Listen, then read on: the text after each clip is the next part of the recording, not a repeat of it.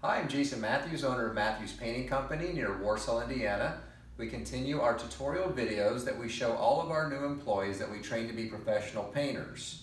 We are going to show today how we set a nail that is on a piece of interior trim or exterior, but usually we're looking at interior trim where we do this. We use a hammer and this tool here that's called a nail set. And before we actually patch the holes that are in trim, we make sure that there's no nails that might be flush or protruding a little bit. And we're going to bring the camera in close. You'll see that we have a nail here that actually is a little bit on the surface. So what I'm going to do, if you can back up just a little, I'm going to go ahead and get our nail set on that nail. Going to take it and give it one hit. And you can see how that actually protruded behind the surface. Now I will say that that was way too big and I hit it a little too hard.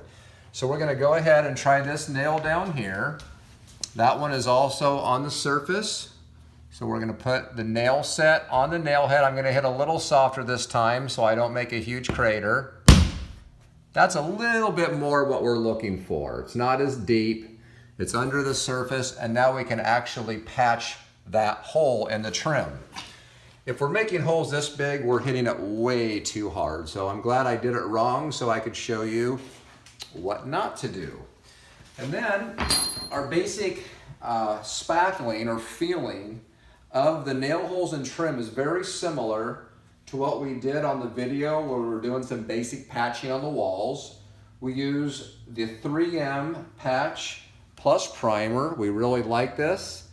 It does not shrink into the holes, which means it doesn't go concave like a joint compound would or a vinyl spackling. And if we're on a flat piece of trim, we'll use our putty knife a lot. Or if we're out in the middle here, we can actually we push in the spackle and then wipe it completely off so that we don't have a lot of sanding. If you get a little bit on the ridge, you can take that off with your finger. I'll do one more. So we'll find an area where the nail is under the surface. So I lay the putty knife down, I press hard so the spackle goes into the back of the hole, and then I lift the putty knife up and wipe off my excess. And so that is how it should look if it's filled properly. I laid it down, I pushed hard, and then I lifted my putty knife up and scraped it all off. Sorry for all the shadowing. We have a spotlight in here today because we had a light out. Now, other times you'll get a hole like this that's actually on a little bevel that it's about impossible to get your putty knife in. On something like that, we just take our finger, we push it really hard into there and clean it right back off. And of course, we'll come back in and sand that when everything's dry. I'll do one more. Here it's on the bevel. Get in there, press hard. Clean it right back off. That is just too hard to get a putty knife in there when you have bevels in your trim.